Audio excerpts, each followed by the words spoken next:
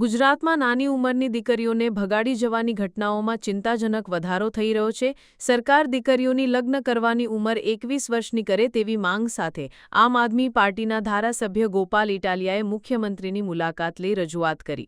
ગુજરાતભરના તમામ લોકોના જીવન સાથે જોડાયેલ અત્યંત ગંભીર, અત્યંત સંવેદનશીલ, અત્યંત મહત્વના મુદ્દો લઈ મુખ્યમંત્રીશ્રીને મળવા આવ્યો છું। છેલ્લા કેટલાક વર્ષોથી ગુજરાતમાં નાની ઉંમરની દીકરીઓને ભગાડી જવાના કે ભાગી જવાના બનાવો ખૂબ વધી રહ્યા છે। ગુજરાતની દરેક જ્ઞાતિ છોકરીઓને ભગાડી જવાની ઘટનાથી ચિંતિત છે। દરેક મા બાપને, દરેક વાલીને, દરેક જ્ઞાતિને પોતાની જ્ઞાતિની દીકરીઓની ચિંતા વધી રહી છે। નાની નાની ઉંમરની છોકરીઓને અમુક છોકરાઓ ભગાડી જાય છે અને પાછળથી ઘણા બધા પ્રશ્નો બને છે। આજે હું આ અતિ સંવેદનશીલ મુદ્દા ઉપર બહુ મહત્વના બે સૂચન લઈ અને મુખ્યમંત્રી સાહેબને મળવા માટે આવ્યો છું। આપણે ત્યાં સમાજમાં એવું જોવામાં આવ્યું છે કે હવે સમાજ શિક્ષણના કારણે, ટેકનોલોજીના કારણે, આધુનિકતાના કારણે સમાજ થોડોક ઉપર આવ્યો છે। જૂના જમાનામાં 16 વર્ષે, 17 વર્ષે, 18 વર્ષે દીકરીના લગ્ન થઈ જતા હતા। આજકાલ ગુજરાતમાં કેટલાક અપવાદને બાદ કરો તો સ્વાભાવિક રીતે દીકરીનો પરિવાર, દીકરીના મા બાપ 21 વર્ષ આસપાસ જ દીકરીના લગ્ન કરે છે। કોઈ 18 વર્ષની છોકરીના લગભગ અપવાદ બાદ કરતા લગ્ન થતા જ નથી, 19 વર્ષે નથી થતા।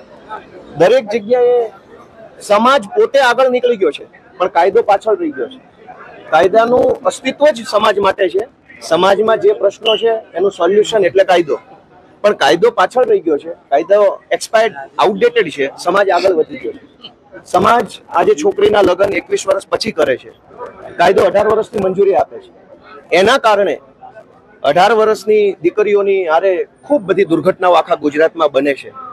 ભૂતકાળના આંકડા ધ્યાને લઈએ તો 18 વર્ષને 1 દિવસ, 18 વર્ષને 2 દિવસ, 18 વર્ષને 1 મહિનો, 18 વર્ષને 2 મહિનાની ઉંમરની દીકરીઓને ભગાડી જવાની ઘટનાઓ આખા ગુજરાતમાં ખૂબ બને છે।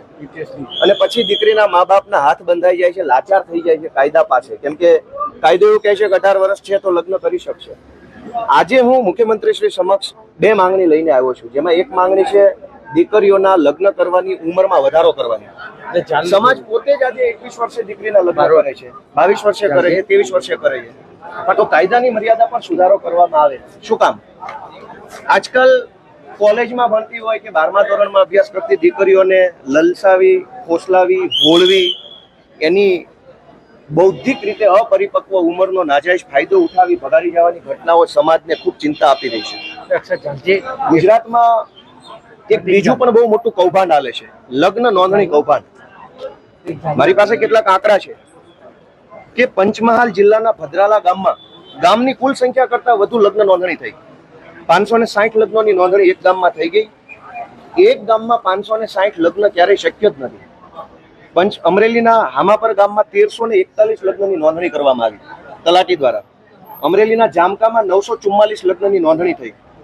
અમરેલીના મુંજિયાસર ગામમાં 380 લગ્નની નોંધણી થઈ।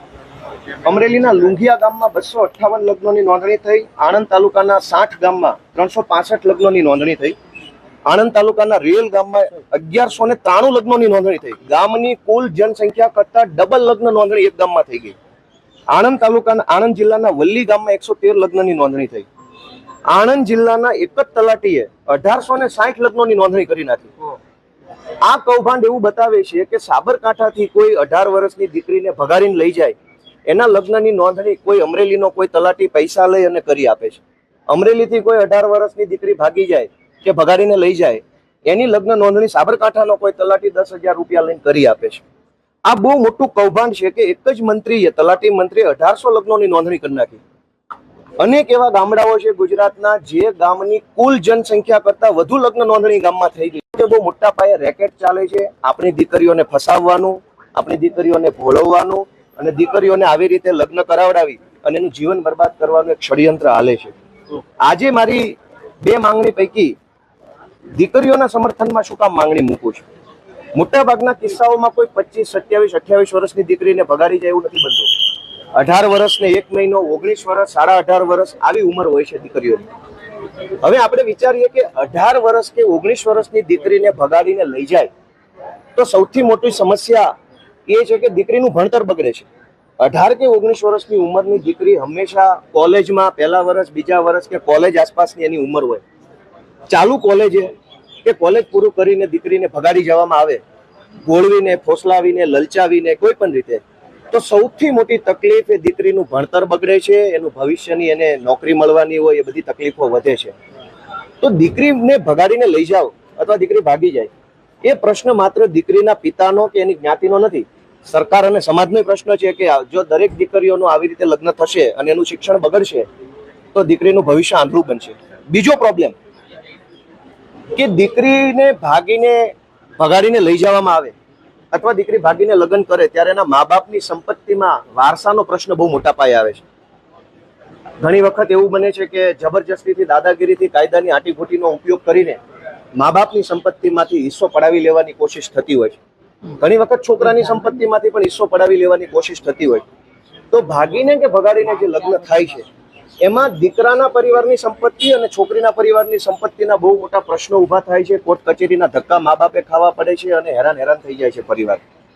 ત્રીજો પ્રશ્ન કે દીકરા અને દીકરીની કોઈ કેટેગરી હોય છે, કોઈ ઈડબ્લ્યુએસ, કોઈ ઓબીસી, કોઈ એસસી, કોઈ એસટી, આવી કેટેગરી હોય છે. દીકરીની કેટેગરી અલગ હોય, છોકરાની કેટેગરી અલગ હોય. બે અલગ અલગ કેટેગરીના છોકરા છોકરી લગ્ન કરે એનાથી જે સંતાન જન્મે એની કેટેગરી કઈ?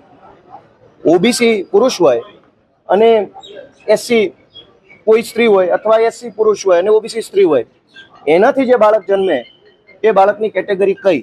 એ બાળકની ઓબીસી હશે, એસસી હશે, એસટી હશે, કઈ નક્કી થતું નથી. એવા સંતાન જ્યારે મોટા થાય ત્યારે એને સરકારી નોકરીમાં, શિક્ષણમાં અનેક જગ્યાએ તકલીફો પડતી હોય છે.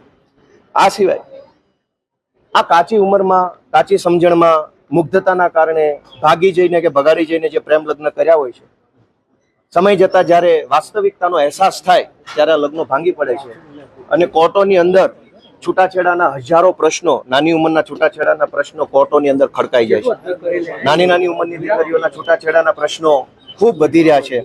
લીગલ કોમ્પ્લિકેશન્સ આવે છે, ખૂબ બધી તકલીફો પડે છે. આ સિવાય ઘણી વખત ચડામણીથી, ઉશ્કેરણીના કારણે છોકરી દ્વારા પોતાના મા બાપ ઉપર ખોટા કેસ કરવામાં આવે છે અથવા તો ભરણ પોષણ અને શારીરિક માનસિક ત્રાસ અંગેની સાસરિયા પક્ષ ઉપર ફરિયાદ કરવામાં આવે છે.